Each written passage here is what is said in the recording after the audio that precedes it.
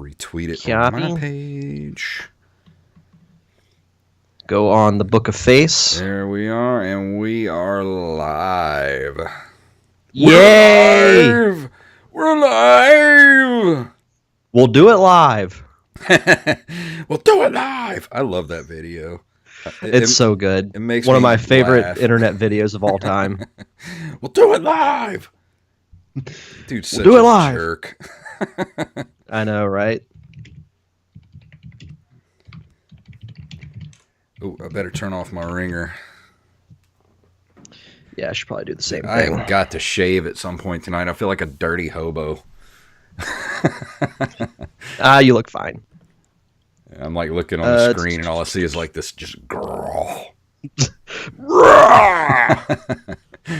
All right, well, if we're good to go. It is on Facebook, so. All right, let's do this. Okay. All right, and 3, 2, wait, whoa, hold on, let me make sure this is working. There we go, get all the lag out of it. Yeah, make sure this is working. All right, there we go. We're good to go. In 3, 2, 1.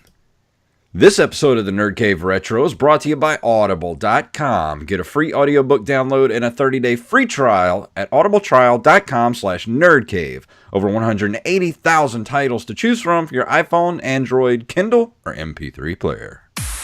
You're listening to the Nerd Cave Network.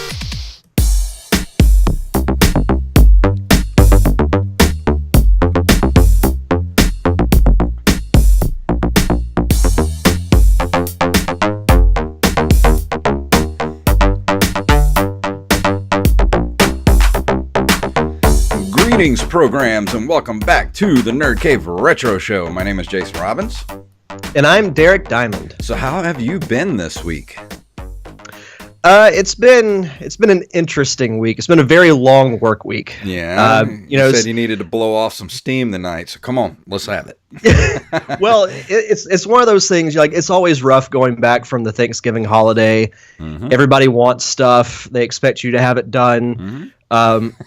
5 minutes after they ask for it, even though that's impossible to do. Yeah. But one thing I did get to do that was pretty fun. I went with a few friends out of town. Had a nice little weekend getaway over in Tallahassee.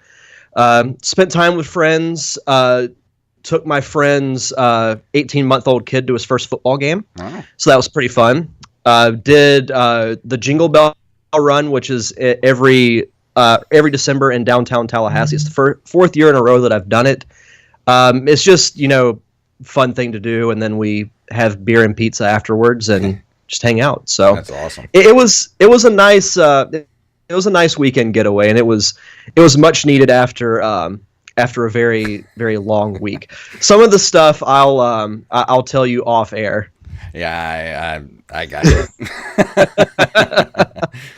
But how was your week? It was good.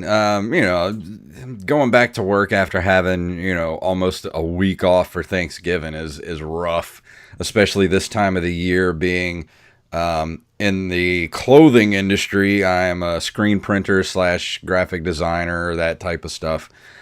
It's so busy this time of the year, and everybody wants Christmas t-shirts, and it ruins the holiday season for me. Looking at these same t-shirts all day with happy and cheer and Merry Christmas and Rudolph and you feel everything but that. Yeah, I'm just like, I don't want to do this. I'm ready to go home. I want my vacation. It's funny because, this is supposed to be, as the song says, the most wonderful time of the year, but there's just something about the holiday season that brings out the absolute worst in people. Yeah. Like, I've run into so many jackasses over the last week. It's ridiculous. Friday, I was in Sam's Club just picking up a few things, and this older couple, like, whenever you leave Sam's, for those who have never been to a Sam's, when you check out at the cash register, you have to get your receipt checked by this lady or whoever is standing like at the door. This old couple, who I guess is, to put it bluntly, out of fucks to give, they just flat out cut me off and just walk ahead of me. And I'm like, whatever. And then get my stuff checked, and then this couple is still like, there's a sliding glass door you have to go through to go into a little lobby. And then you go through the second door to go outside. Well, they're standing in the doorway to go outside, and I guess they're switching from regular glasses to sunglasses. And this older lady tries to go around them, and this couple will not let her walk by them. Like, just bluntly won't do it. And then they don't acknowledge her at all, and they just put their sunglasses on and walk away. Yeah, I'm like, wow, that's messed up. I experience stuff like that all the time, and I'm just like, it's almost like people just don't care about the immediate world around them, especially whether it's in the grocery store and people want to stand in the freaking aisle and talk to someone they haven't seen apparently in 15 years and not let you pass because they both want to, like, their carts are facing this way, opposite one another, and they're sitting there talking in the middle of the freaking aisle and won't get out of the way. And then, of course, there's the people that drive slowly in the left lane, and, I have to deal with that stuff every day. I experienced that on the drive home today. Yeah. So, people, just pay attention to the world around you. Please, just a little bit. Be kind and be observant. That's all I can say. Uh-oh. Let me, uh-oh. I'm going to have to pause this and call Derek back because Skype is taking a dump. All right. And we're still streaming. Yep. All right. Connection is poor. Let's see what's going on here. Let me try recalling him. How would you rate the call? Shit. That's what I would rate it.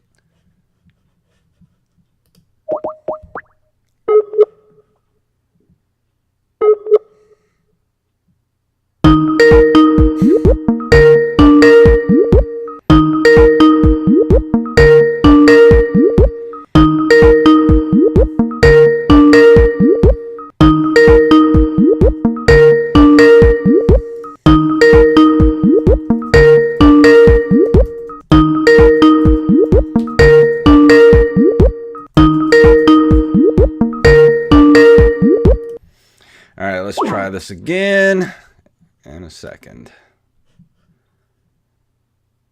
Way to go, Skype. Great update. Uh-oh. Derek says his internet is disconnected.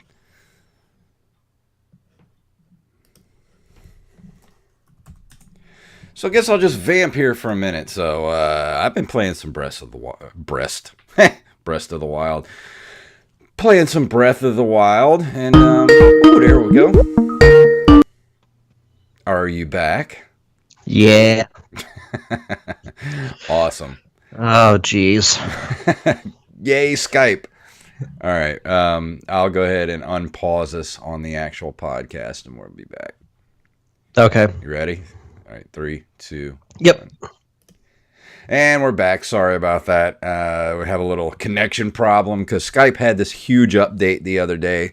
If anybody out there is a podcaster, you realize how awful Skype really is. And I think Derek and I are probably going to make the move to Discord here pretty soon.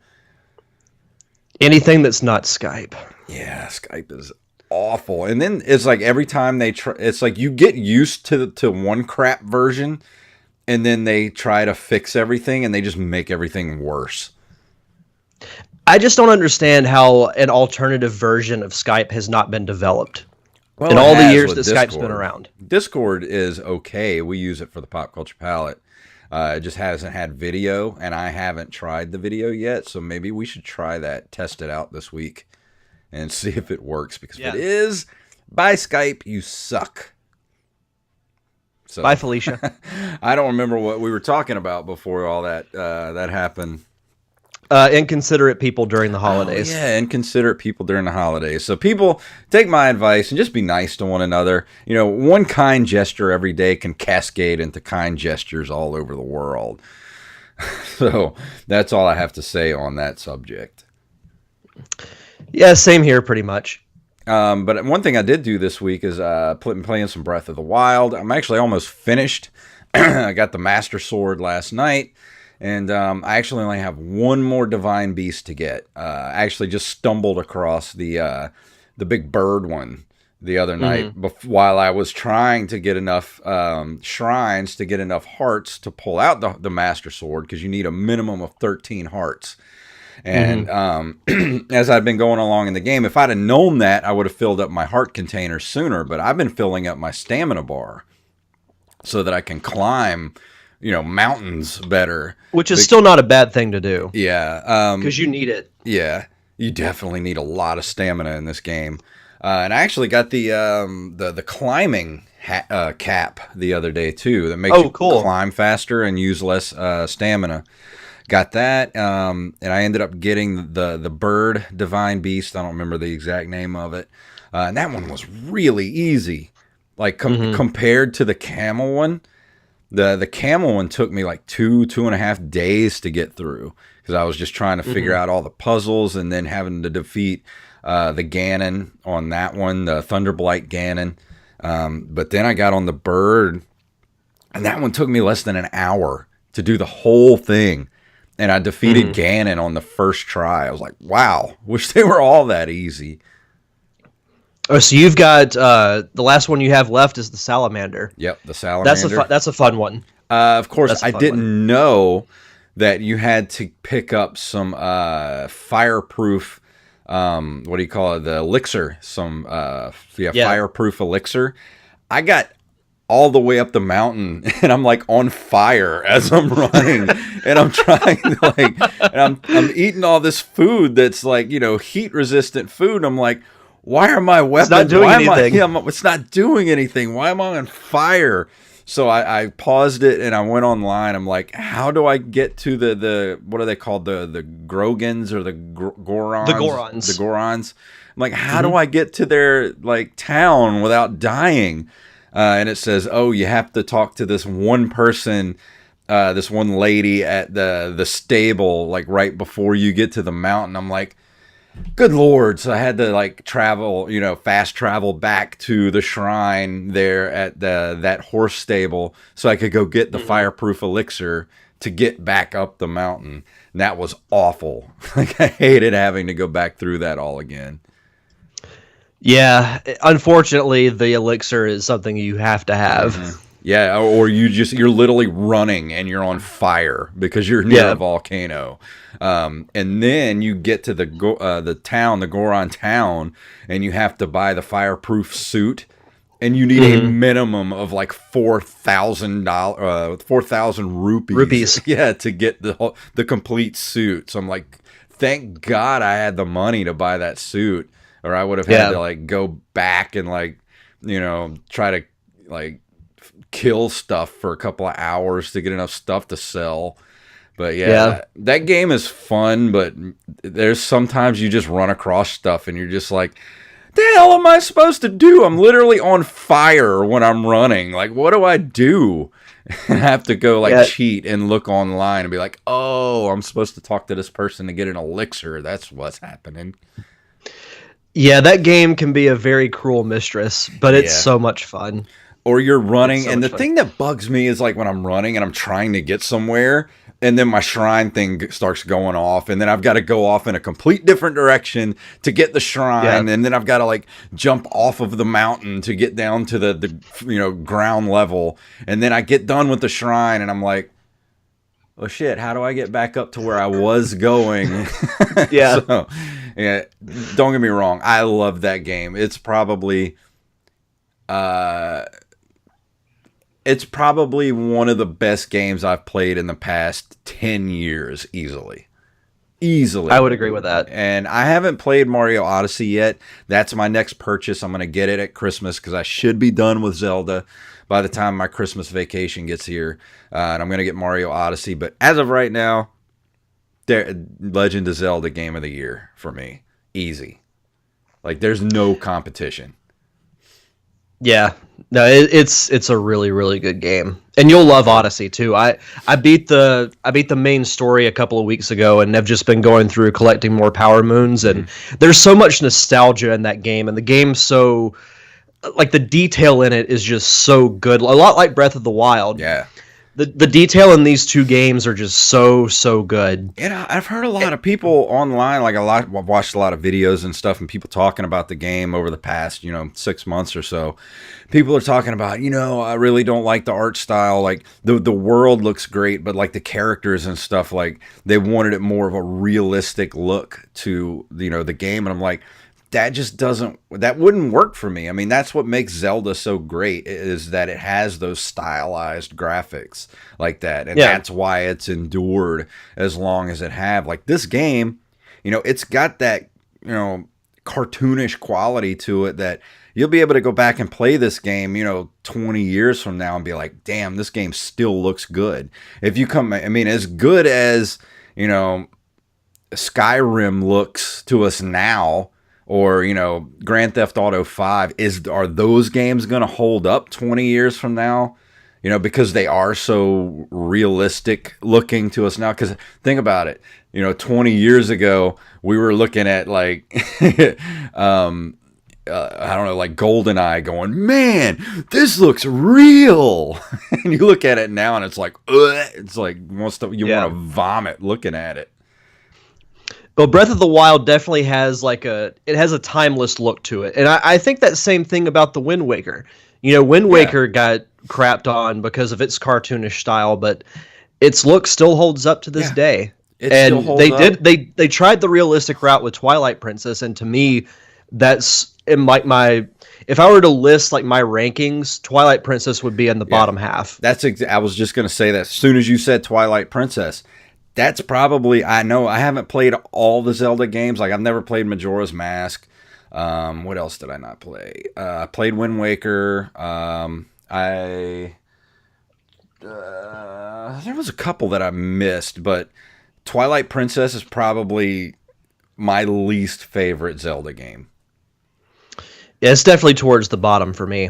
Yeah. Something about that game, like I was really excited about it when it first came out, and I got it for the GameCube because at the time that was one of the very last games for the GameCube to come out, and then it was also released at the same time. That always seems to happen with Zelda games. It's either like at the very end of a console cycle, at the beginning of another console cycle. So there's like two versions to get. Like this one, there's a Wii U version and the Switch version, for Breath of the Wild. But yeah, when Twilight Princess came out, I had the GameCube at the time, and I think I put maybe 15 hours into it, and I didn't even finish it. I was like, I couldn't get into it. Yeah, the story had an interesting twist, but the ending was very anticlimactic to me because you just kind of beat Ganondorf. Yeah. And that's it. Well, there was like also too like a really long, I mean, I may be remembering this incorrectly. Wasn't there like a really long like tutorial period at the beginning of the game that was like 5 hours long, like learning how to shoot arrows and how to shoot the arrow on the horse and like all that different, like learning how to ride a horse and all that kind of stuff. I'm like, I don't want to do this. Like, let me learn this stuff as the game goes on. Like, don't make me have to do like a 5 hour tutorial of how to play the game. Just let me play the game and figure it out, Yeah. No, I totally agree. Yeah, I feel like they kind of took maybe a little bit of a step backwards with that, with Twilight Princess. But dude, Breath of the Wild, whoo, that's so good. I love it. I love it so much. Good. I texted Derek the other day. I was like, I think I may have a problem because all I do all day is think about, I can't wait to get home so I can play Breath of the Wild. So you can get your fix. I need my fix. I need y'all got some more of that Breath of the Wild. You need that Dave Chappelle meme. You got any more of that Breath of the Wild? Got any more of that Zelda Breath of the Wild? All right, let's go ahead and move on into this our news for the week.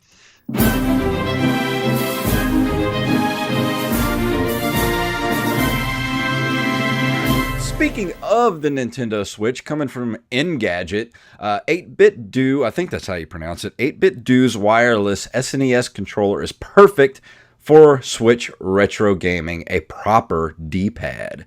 Nintendo Switch controllers shouldn't work as well as they do. That might be why options beyond a Joy-Con in each hand or the Switch OHMS Pro controller are far and few between. 8-Bit Do's latest wireless peripheral, the SN30 Pro, might be worth considering for your secondary controller needs. Beside that allure of nostalgia, the SN30 Pro particularly shines with older games and tries to balance a classic design with modern controls. They picked up the European Japanese model, otherwise identical to the SF30 Pro, and they played with it. And it's basically a cross between the original SNES controller and the PlayStation DualShock. It's kind of a bigger version of the original SNES controller because it has two DualShock what do they call it? I can't think.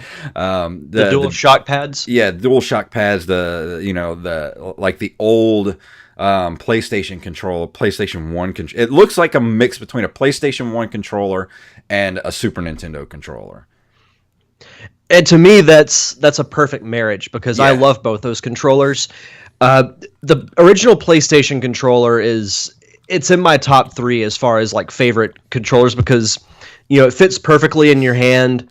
The buttons are easy to remember. The DualShock pads are placed perfectly. And of course, adding that little bit of a Nintendo twist to it, I actually really, really like this. I get the little dig they gave at the proper D-pad at the beginning, but this is something that I would honestly consider getting because I love the Super Nintendo controller as well. Yeah. And the Pro controller is cool, but with something like this, does it have listed a price? Yeah, so both the purple-hued SN30 Pro and the superior SF30 Pro are priced at $50 to pre-order from Amazon and set to ship December 10th. Okay. Yeah, that's about right. I mean, the Pro controller, I think, is $70, which is more expensive than a Switch game. And I was actually thinking about getting myself a Pro controller over the Christmas holidays, but actually I think I'm going to go this route because I am going to get the Switch Online when it comes out next year because you're going to be able to play retro games, for free with a $20 a year subscription. And the best way, to do that is to get this controller. It looks like an old SNES controller. Plus, it's got the analog stick. So why not? Like I said, it's the perfect marriage. So and $50, I think, is fairly reasonable for something like this. Oh yeah, absolutely. And it looks like it's definitely Bluetooth because I don't see any sort of it has to be Bluetooth in order to work with the Switch. Because I don't see any sort of plug-in. Skimming through this. Yeah, it's got to be Bluetooth. Yeah, it'd have to be. But I don't know. I'm going to go and check this out. It says here for sure this is a Bluetooth gamepad. Okay. Yeah, because I was going to go check this out on Amazon and put it in my wish list for this year. But this looks really cool. Go check it out on Engadget.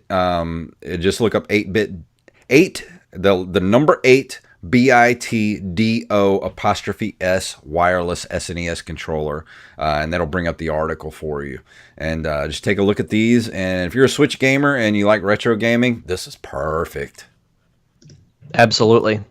And let's go ahead and move into this month in video game history. Would you like to start us off this month, Derek, or this week? Sure.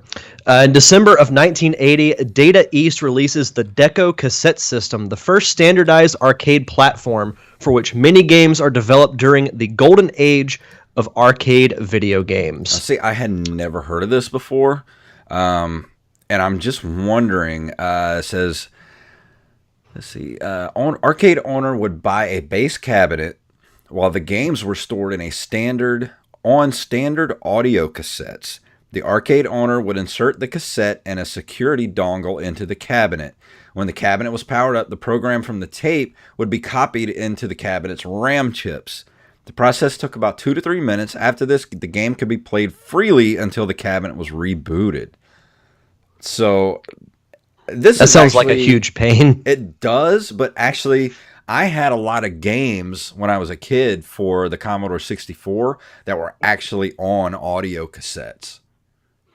That's an interesting concept. I've never heard of that. And I was wondering if this was the same thing because when I read the Deco cassette system, I was thinking it was more like remember the Neo Geo cartridges, like the big fat, almost like VHS cartridges, and that's what I was thinking this was. But this is actually more like how I gamed at home Excuse me. with the Commodore 64. Yeah. That's pretty crazy. No, that's a pretty wild concept. Yeah, I had no idea this was how they did that back then. Little bitty cassette tapes. Yeah, I know. Star-Lord would have been proud. Yeah. Awesome Mix Volume 2. On December of 1981, Jump Bug, the first scrolling platformer developed by Hoy Corland, I hope I pronounced that correctly, and Alpha Denshi, is distributed in North America by Rockola under license from Sega. Do I remember Jump Bug? I don't. I don't remember this at all. I don't either. It says player controls a constantly bouncing car while driving through various environments, including a city, pyramid, and underwater. The height of the jump and speed of a fall can be controlled with a joystick, and the player can shoot various enemies that appear. You gain points by collecting treasure, killing enemies, and jumping on clouds. I have no recollection of this at all. No, it sounds like the platformers where the character is like constantly moving. I mean, that's nothing that I'm unfamiliar with because I remember the Sonic games that were made exclusively for the Wii. I think it was Sonic and the Secret Rings and Sonic and the Black Knight. Yeah. Both had where Sonic was constantly moving. Like you could control where he goes, but you can never stop moving him. It adds an interesting dynamic to the platformer. Yeah. That's cool. Yeah.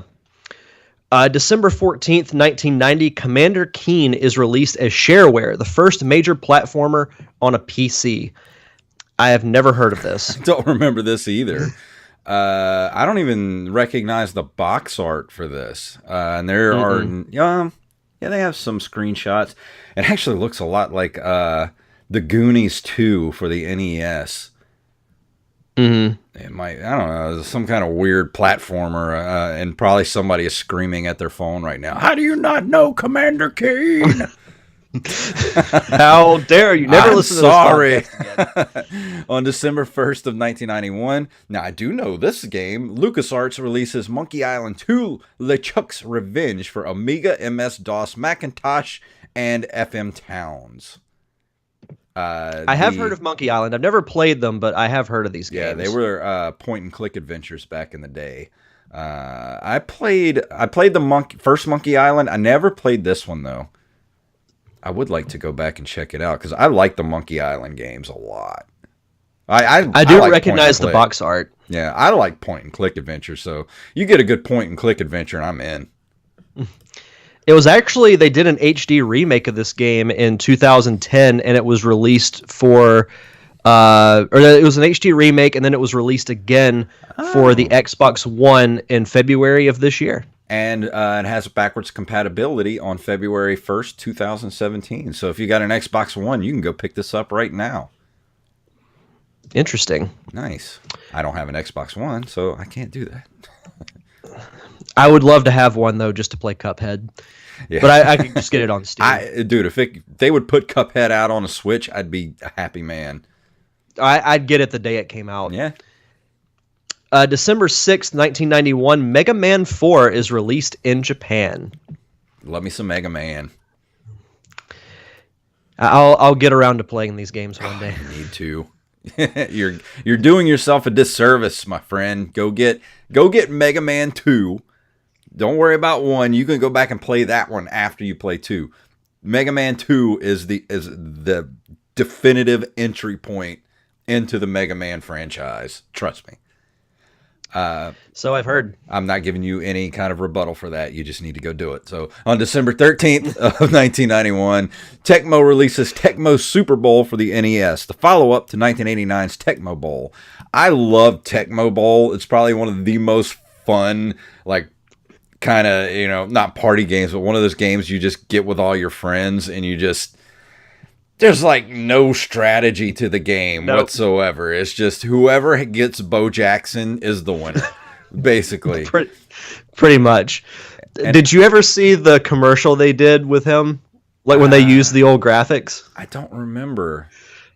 When was this? So it was, I think it was last year. Really? They did well, I want to say it was a car commercial. It's Bo Jackson. He drives into a stadium, and then it cuts to the old Tecmo graphics, and he's driving through the field. That's awesome. You should look it up when we're finished recording. It's a hilarious commercial. I will. But the Tecmo games were fun. I remember briefly playing them when I was a kid, and then they put the original Tecmo Bowl. I want to say it was the original Tecmo Bowl on the NES Classic, and going back and playing that was. It was so much fun. They're ridiculous, but they're so much fun. Yeah. Let's see. December 16th, 1991, Microprose releases Civilization, and as of 2005, it is still Sid Meier's most successful game. Sid Meier's, the man who can make anything into an addictive game. Still to this day, I love the Civilization games. Civilization 5 was a masterpiece. And I don't know if you ever played Civilization Revolution for the Xbox 360. That was my favorite game for the Xbox 360 was Civilization Revolution.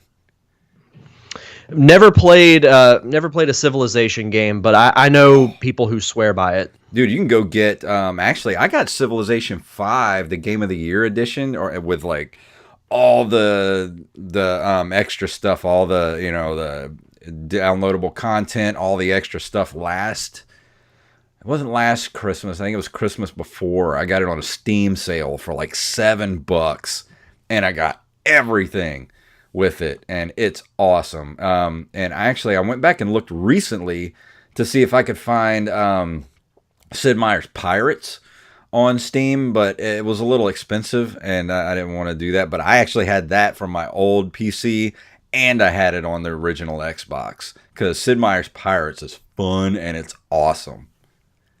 Sounds like it. No, I'll definitely have to check those out one day. Oh, you should. Any Sid Meier's game is great. They're really addictive, so please be careful. Play responsibly. On December 1st of 1991, and this will round us out for this month video game history for this episode, Sega releases the Mega CD in Japan. So the Mega CD is the Sega CD add-on, which was, when was it released in the U.S.? North America. October 15th, 1992. Yeah, it was released 10 months later in the U.S. Probably, was this the first peripheral? Was the Sega CD the first peripheral for the Sega Genesis? 'Cause I think the 32X came after, if I'm not mistaken. I think so. I'll look that up real quick, so Wally doesn't correct us. Yeah. The official fact checker. Because we just talked about the Retro 32X. Wasn't it last weekend or the weekend before? And I think that was 94 or 95. 32X was released in 94. Yeah, I knew it had come later because the Sega Genesis eventually turned into this nightmarish beast of add-ons, and like you had to have 15 different extension cords in your room to make sure this thing had enough plugins to run, and then you turn it on, and it's like they have to, the power plant has to turn on like the nuclear backup to make sure that your house stays running. Yeah. So good on you, Sega. You got a lot of life out of that Genesis, but damn, what happened to you? It was like the Frankenstein of video game consoles. It was, man. It was crazy. Like I had a friend of mine when I was in 12th grade, and this was 1995, and he was still rocking a Sega Genesis. Because this was around the time that, the PlayStation 1 had just come out. He was rocking a Sega Genesis, and he had the 32X. He had the Sega CD add-on. And it was like this big beast of a machine. I'm like, dude, this thing is nuts. Why don't you just go get a PlayStation? And I Yeah, think you just get a did eventually. PlayStation, play some Crash Bandicoot, and you'll be all right. You're good because I can see the future, and Sega is not going to be around much longer. No, Poor and they were Sega. not. But before we go into our review for tonight, I want to let Derek talk to everyone about audiobooks. Yeah, so for you, the listeners of the Nerd Cave Retro podcast, Audible is offering a free audiobook download and a free 30-day trial to give you the opportunity to check out their service. I texted Jason last week. I did finish The Legends of Luke Skywalker, and I was not a fan. And I will explain why. The book in the beginning had an interesting concept that I wasn't sure if I liked it, but I was like, okay, I'll ride this train for a bit and see where it goes. And it actually kind of worked. And some of the stories were actually interesting. And there was one in particular that I felt could lead into The Last Jedi in a way because of some of the lessons that Luke was learning from other people who knew the Force. But the stories just kind of got weird as the book went on, and they just became less and less interesting. Like, the first half of the book is pretty good, but then it just falls off right after that. And I struggled to get through that book. I'm not going to lie. And as soon as I finished it, I was just like, thank God. So I would say I would give that a no. So save your credit for something else. I'm not sure what I'm going to start next. I've got, because I'm so behind on stuff like other podcasts I'm listening to. I've downloaded the Phasma book. I might do that one next. I haven't started the new Leia book that's written by Claudia Gray, who also did Bloodline. So there are both of those that I've heard good things about. So I'm excited to hear both of those. But I definitely want to check out that one book, the From a Certain Point of View. That one too. Yes, I'm going to get that one really soon and listen to that over the holidays. For sure. But Audible doesn't have just Star Wars. They have, if you're a gamer, they have books from the Halo series, Gears of War, Mass Effect. They've got fiction, nonfiction, mystery, sci-fi, romance. Anything you like, Audible has. And if you're always on the go like I am, Audible's a great service to have to be able to continue to read without having to actually sit down and read a book. And to do that, go to audibletrial.com/nerdcave. Again, that's audibletrial.com/nerdcave for your free audiobook download and 30-day free trial. And tonight we're talking about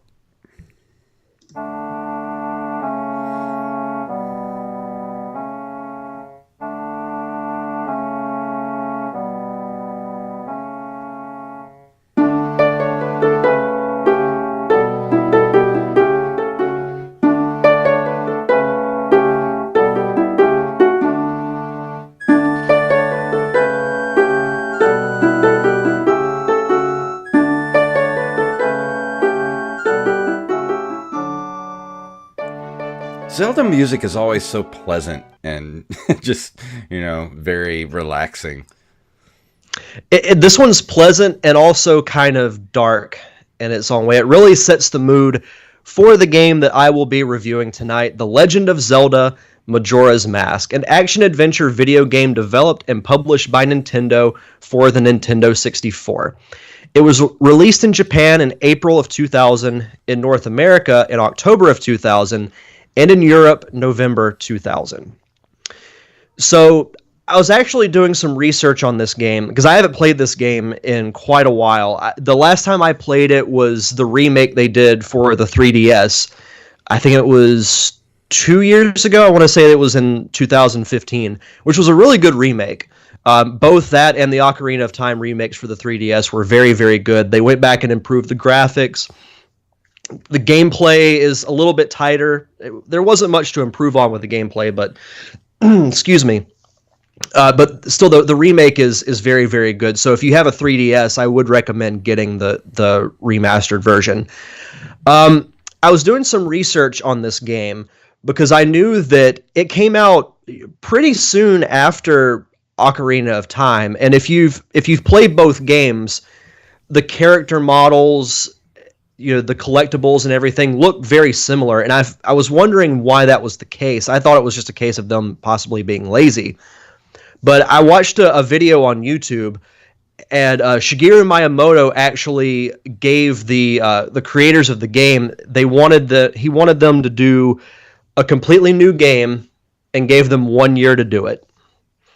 Wow. So that was why they used like some of the characters look the same, gameplay is the same, environments, kind of the same, but the story is actually one of the more intriguing ones in the entire franchise because it's completely different than Ocarina of Time. With Ocarina of Time, you've got the classic chosen hero who's fulfilling his destiny and overthrowing the power-hungry villain. This one has a true feel of impending doom. And to give a little bit of what the story is about, it takes place in the alternate world of Termina, which is similar to Hyrule, but in a way, the world was actually kind of unique because the detail was so intricate in this world because you basically have a time limit. The story is the moon is coming to crash on the Earth, basically wiping out all life. And you have 3 days to figure out how to stop it. But there are so many different things going on in this game. Like, a lot of the characters have their own independent schedule, but they're all united by this countdown to Armageddon, if you will. And there are so many cool side quests that you can do in this game. And a lot of it has to do with masks, hence the title. The villain is actually the Skull Kid, who you meet in Ocarina of Time. He's wearing this mysterious mask that he stole from a mask salesman, and he's put this curse on this world, and you basically have to figure out how to stop it. But the interesting thing is, it feels a lot more personal than a lot of the other Zelda games because a lot of side quests involve you helping people. And what sucks is once you get the Ocarina of Time at the end of like the first 3-day cycle, you get the Ocarina of Time right before the world ends, you play the Song of Time, and you go back to the start of this cycle. And you have to do that multiple times. And it resets a lot of stuff. So like if you help someone, like say find their dog or find their kid, and you see this happy reunion, when you go back in time, it resets all of that. And there's this really cool side quest that you do. There's this engaged couple named, I think their names are Anju and Cafe. The Skull Kid places this curse on Cafe, turning him into a kid. So he's obviously ashamed, so he puts this mask on and goes into hiding. And you spend part of that cycle trying to reunite them. And if you do everything right, they reunite right before the world ends. So if you're not ready to fight the final boss, then you have to go back to the start of the cycle, and they're not united anymore. So you go from seeing these two at their happiest point to then just not remembering any of it. It's weird, like, listening to you talk about this game, because like I said, this was one of the couple of Zelda games that I never played.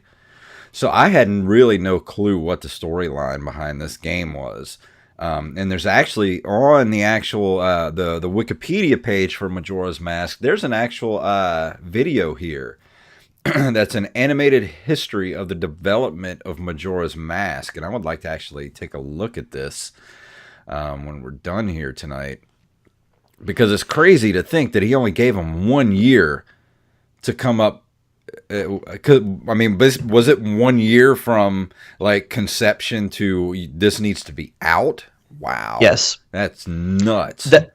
That's why they recycled a lot of the stuff. I would too. Because that cut down so much of the time. And the interesting thing, like, some of the Zelda games had teased, transformations or little things to kind of break up the formula, but they went all in with this because you actually can transform into 3 different species: the Deku Scrub, the Goron, and the Zora. And the way you do that, like, each of these characters have their own unique story. So say the Zora character, the original incarnation of this Zora is named Macau, and he's a guitar player for a Zora rock band.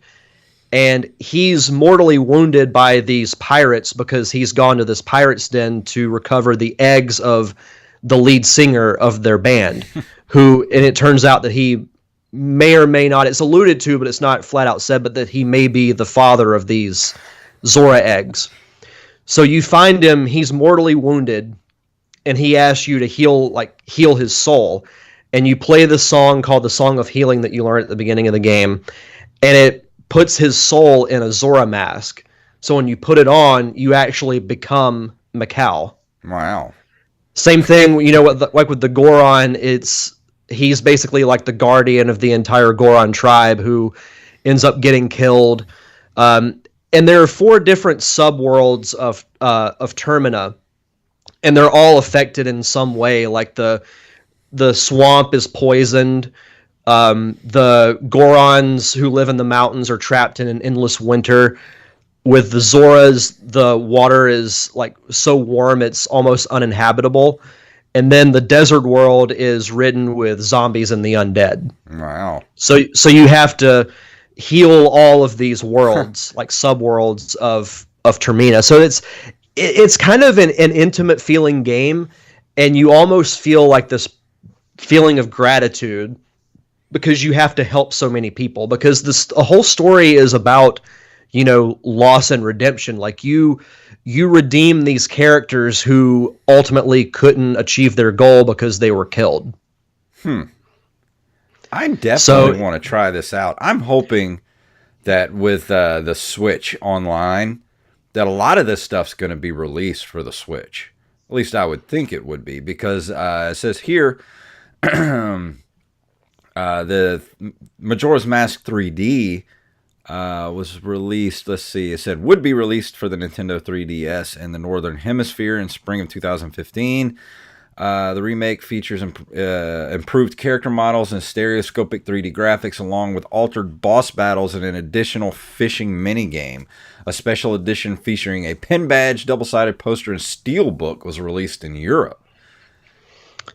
I forgot about the altered boss battles. I actually didn't care for that in the 3DS version because it made it a little too complex. What do they mean, altered boss battles? So there are 4 different dungeons that you have to go through in the game. In the original version, you pretty much, you know, when you find their weakness, with a Zelda boss, there's always a part where you expose the boss's weakness and you attack it. Well, that's the thing. And then, with Zelda, they're the granddaddies of like the different phase of the boss fights. Like there's, you know, like 2 or 3 phases to each boss fight, and you have to do each phase is he does something different, and you have to figure out what his weakness is or how to counter something in that different phase.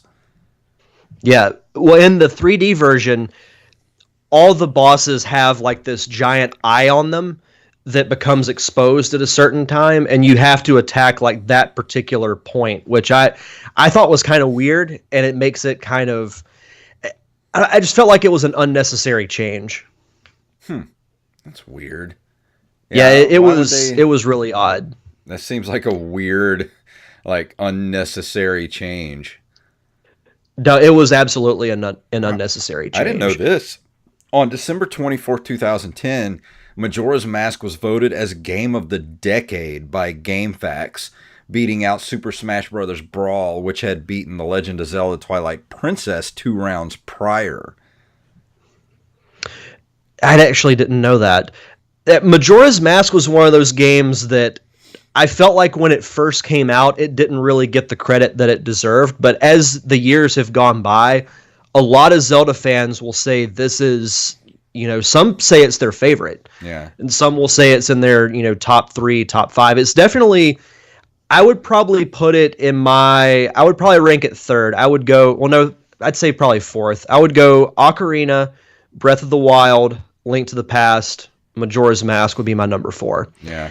And a lot of it is just because it follows the Zelda formula, but in a way it doesn't, because it introduces the mask transformation. It introduces the time limit that you have. It introduces, you know, the independent characters that each kind of have their own thing going on. Because that was the one thing with Ocarina of Time, is that you were pretty much just going through Hyrule trying to, you know, defeat Ganondorf. But with this game, you feel like you have a personal interaction with everybody because everybody has their own thing, their own agenda. Like you go into Hyrule Market and Ocarina of Time, and they just say some generic thing. But with this game, you feel almost like you're in more of a real world. So it's, I mean, you still have to go after Ganon, but it's more based on basically like what it sounds like is like it's a game of side quests, basically. It's really, that's what it is. And I tell people Majora's Mask is a giant side quest. That sounds cool. I like doing the side quests. And it actually, it takes place immediately after Ocarina of Time. You play as the child Link right after you defeat Ganondorf. And it's implied, but basically what happens is after Ocarina of Time, Link and his fairy Navi become separated. So he's going off to find her, and then he gets ambushed by the Skull Kid who's wearing Majora's Mask. He steals the Ocarina of Time, steals Epona, your horse, and then you chase after him. You end up in this alternate world, and the you-know-what hits the fan. Yeah. Well, it says here, and this is actually something I didn't know about, but I'm going to look for this since I have a GameCube. It says in 2003, Nintendo released Majora's Mask on the GameCube as part of the Legend of Zelda Collector's Edition. A special promotional disc which also contained 3 other Legend of Zelda games and a 20-minute demo of Legend of Zelda The Wind Waker. The disc came bundled with a GameCube console as part of a subscription offered to Nintendo Power Magazine or through Nintendo's official website. So there's got to be some of these discs floating out there in the world. Love to get my hands on. I remember that disc very well. Yeah, it was, and another thing that I didn't mention in the beginning of this, like the development of this game, what ultimately became Majora's Mask. A lot of like the hardcore Zelda fans will know this, but the original sequel in Japan was called Yura Zelda, and it was going to be for the 64 disk drive peripheral that was only released in Japan. Now, that eventually became Zelda Master Quest, which may or may not be on that disc that you're talking about. I know that was eventually released in America as part of like a promotion of something. So I think that might have been it, and that was when Miyamoto said, "No, I want a completely new game." Yeah, I'm looking up the Legend of Zelda collection, but all it does is take me to Wind Waker page, redirected from the Legend of Zelda Collector's Edition. Interesting. Yeah, it's a redirect because apparently that page doesn't exist anymore. That's weird. And I would say, because I sent you the video a couple of days ago, there's a short film that was, I think it was fan made. Yeah, it's only like 4 minutes long, but it's awesome. It's the precursor to the story of this game. And the animation looks unbelievably good. Yeah. You sent it to me and I was like, what is this? Is this a Zelda series? Like, is this a teaser for a Zelda series? And you were like, no, it's just a short film. I'm like, never been so crushed in my life. I'm like, why? Why would you do this to me? No, if there were a series announced, it wouldn't be a text, it would be a phone call, and you would just hear me screaming like a 5-year-old girl. There's a Zelda series coming. Like, I'm waiting for that day that they're going to announce a Zelda series, because why not? It's perfect for, like, a Netflix series. Yep. Like, they did it with Castlevania. Like, you got your feet wet. You know it could be done. Why not make a Zelda series? And it doesn't even have to be, like, 12 episodes. Do it in 4 to 6 episode seasons. Do it just like you did Castlevania. Do it like a 4-episode test run, and if you do it right, I guarantee you people will love it. People will watch it. It's beyond me why this has not been done before now. Yeah. As far as reception of this game goes, it was really, really well perceived. Let's see. Game Informer called the 3-day cycle one of the most inventive premises in all of gaming and stated that without question, Majora's Mask is the finest adventure the N64 has to offer, and it's often regarded as the darkest and most original game in the Legend of Zelda series. It's called the oddest, darkest, and saddest of all Zelda games. IGN described it as the Empire Strikes Back of Nintendo 64. It's the same franchise, but more intelligent, darker, and tells a much better storyline. Wow. That's pretty high praise. Yeah. And it was placed on Game Informer's top 100 games of all time in 2001. It was ranked 68th. And then they redid the list in 2009, and it was moved up to 63. I'm going to have to play this. I think you would really like it. It's, like I said, it kind of breaks the formula of Zelda, but the flow of it is still kind of the same. But adding the time limit cycle, adding in the masks, all these storylines that you can be a part of. And you even, like at the beginning of the game, you get a book that you keep track of everything. Like you say, in day 1, you did this to help, this couple. Day 2, you did this, and so on and so forth. Yeah. So you can actually keep track of everything that you've done. And the book will be, if you do everything, it will be like jam full of stuff. That's awesome. I'm going to definitely keep my eye out for the GameCube Zelda series, the collector series, because that'd be a great disc to pick up if I could find one somewhere for a good price. For sure. As far as reviews, let's see. Electronic Gaming Monthly gave it a 10 out of 10. Game Informer, 9.75 out of 10. GameZone, 9.9. IGN, 9.9. Nintendo Power, 9.4. They were always so critical of their own games. Come on, give it a 10. And then GMR gave it a 10 out of 10. It was voted Action Game of the Year by Academy of Interactive Arts and Sciences in the year 2000. And like you said, GameFAQs voted it as Game of the Decade for the 2000s. It's crazy. It's Zelda, man. Zelda, great games. Mm-hmm. No, and in keeping up with most of the Zelda games, the music is very good.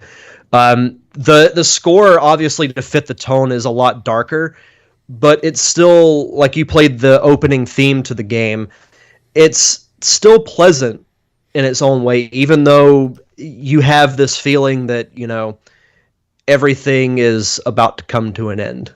Yeah. But as Koji Kondo did he do almost all of the Legend of Zelda music? Mm-hmm. He was originally hired by Nintendo in 1984, becoming the first person hired by the company to specialize in musical composition for games. Let's see. He's so good. Oh yeah, this dude, man, his list of games that he's done music for: Super Mario World, Legend of Zelda series, Pilot Wings, Yoshi's Island. The original Doki Doki Panic, which was Super Mario Brothers 2 in America. Like this dude, like he goes back to Atari. Like, wow, this guy's been around. You could say he's almost like the John Williams of video game music. Exactly. Still working it, man. Mm-hmm. I know he didn't do the score for Breath of the Wild, which I thought was very surprising, but the score to Breath of the Wild is really good, too. It's really good, but it's very understated. Like, it's not in your face. There's a lot of ambient noise in that game. Really, the only time music really kicks in is, if you get to a new town or, you get in a battle or something like that. It really lets you know, because you're in that world where you've got a 360 view around you of this world. When something's about to attack you from behind because the music kicks in and you're just like, oh shit, like what's happening? Yeah. No, but it's still a really good score, but like you said, it's much more subtle than all these other Zelda games. As far as a number score, I would say I'd give this game a 9.5. And the only reason why I don't give it a 10 is, even though I know the circumstances, but it still is similar, like look-wise, to Ocarina of Time. Like that would be the only thing. Like if they had given this like an extra year and they had changed the look of it a little bit, maybe make it look a little bit darker, it would have been, it would probably be like top 2 on my list. But Majora's Mask is a very, very good game. And I'm glad that now I feel like now it gets more credit than it did back when it first came out all the way back in 2000. So very, very good game. Yeah, it's crazy because I was talking to Tina earlier today, actually, about the Breath of the Wild, and I was like, because she's been watching me play some of it, and I'm like, we've come a long way from the top-down 8-bit version of Zelda. It's like, even though that game's still fun to go back and play, and Link to the Past is still my all-time favorite Zelda game, like, this game is just gorgeous, man. It takes it to a whole nother level. Yeah, it's in a class all its own. Like there's just, if you haven't played Breath of the Wild, you don't know until you actually start playing it, and then you're like, oh, I get it now. Yeah, for sure. But that's gonna bring us to the end of the show for this week. I am going to do, I'm going to go ahead and do Batman Returns for the SNES next week, because that's the only game I can think of that actually has sort of a Christmas theme to it. And I like that game too. And I was thinking about it today. I'll save this for next week, but people always talked about how bad Batman games were back in the day. They weren't really bad. Like, this is actually a decent game. It's a decent beat-em-up game. And then, I talked about the original Batman, the video game for the NES. That game's hard, but it's great. So, I don't know what people were talking about when they're like, oh, Batman games used to be crap before, the Arkham games. I'm like, not really. You need to go back and play some of this stuff. I'll try to find a Max Shrek outfit. Yeah. To wear on the show next week. Max Shrek with Christopher Walken. This game, it's not very bad. You should go back and play it on the Super Nintendo Entertainment System. That's such a horrible impression. I'm sorry. But everybody's got their own Walken impression, though, so it's all good. I tell you what, I got a fever. And the only prescription is Batman Returns. Is Batman Returns for the Super Nintendo. Oh my gosh, we got to stop now. So, any last words? Anything you want to pimp before we leave here tonight? Yeah, this Tuesday I will be doing another Facebook Live AMA for my solo show, the Derek Diamond Experience. Did one last week. It was actually they're starting to get some more traction. I think I had almost 20 people watching at one time last week, so it was a lot of fun. Just pretty much taking questions about anything. I told some pretty funny college stories last week, so you never know what you're going to get with those. So it'll be this Tuesday at 7:30 Central Time. Just go to facebook.com/DDiamondPodcast.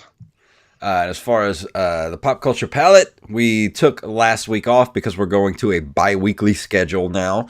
The next week's episode is going to be all about the music industry and my time as a musician, a working musician in the time of when illegal downloads and MP3s were all the rage, and what that did to us as a working band, with being signed and all that stuff. So what how it affected us. So it's going to be a really interesting show. So please head over there to pcpradio.com. That's going to drop this coming up Saturday. So please do not miss that show. No, I'm really excited to hear it. Like I from what you've told me, I really like the new format that you guys are doing. So, especially stories like that, I can't wait to download it. Yeah, and it's going to be really fun. I get to sit back and be sort of like the guest on the show this week, because Wally and Stephanie are going to be the ones kind of guiding me and the other guest, my old bass player, and we're just going to kind of ask us questions and figure out, what all happened at that time of my life, and everything weird that happened in my life at that time, because it was a really strange time to try to be a working musician. And it's not at all what people think it is. It's not all, tour buses and getting to do what you want to do. It's a lot of weird shit. Yeah. Please, everybody, head over there and listen to that episode. But that's going to do it for this week. And Derek, thank you for helping me do this show, my friend. This is my favorite thing we do all week. And when you texted me earlier today, I was like, uh-oh, Derek's going to drop a bomb about something tonight.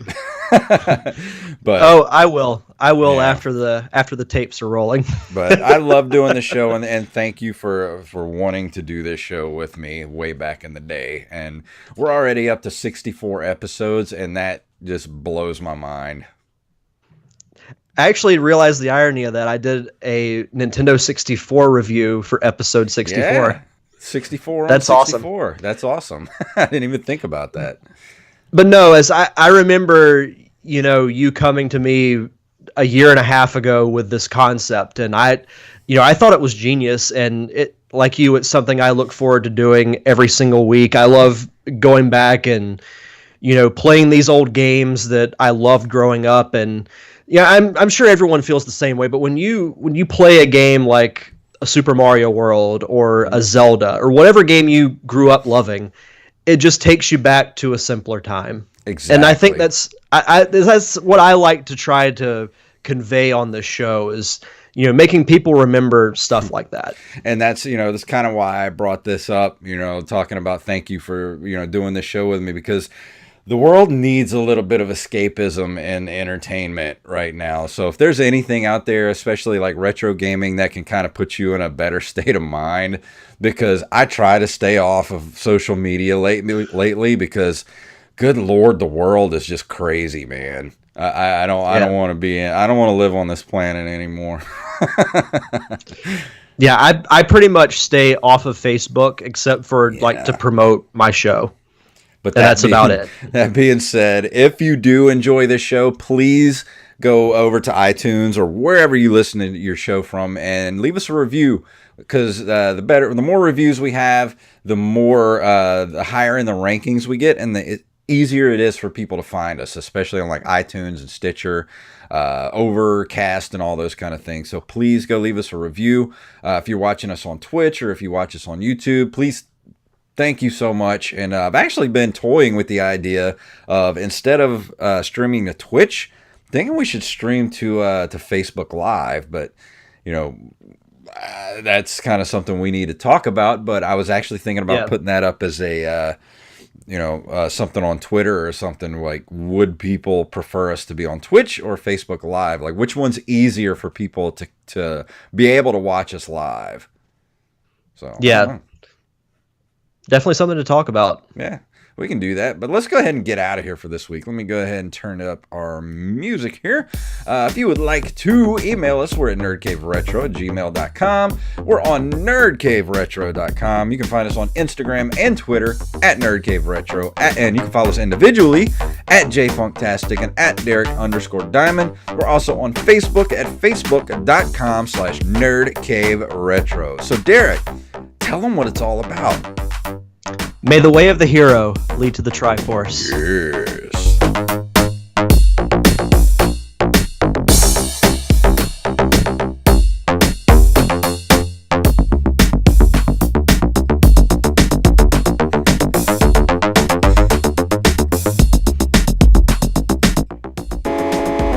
You've been listening to a Nerd Cave Network production. All right, so that went over another an one hour. Of the books. That was a hefty episode. Yeah, my review was pretty long. That was nice. It's all good though. We spread it. I actually wanted to see if we could hit an hour tonight, because I like going back and listening to our show, which is sounds kind of weird, but I wanted to have a nice lengthy show to listen to tomorrow morning when this comes out. Is that self-serving, or I don't know? I like to think of it as self-critiquing. Yeah. I listen to it to see what we can improve. Yeah. I like, there aren't any retro gaming shows out there. Like, I've tried to look up some, but I can't find any. Yeah. But yeah, let's go ahead and stop the stream at this point. So everybody let's watch this on Twitch, thank you. Everybody that watches us on YouTube, thank you. And we will see you next week. Bye. Bye.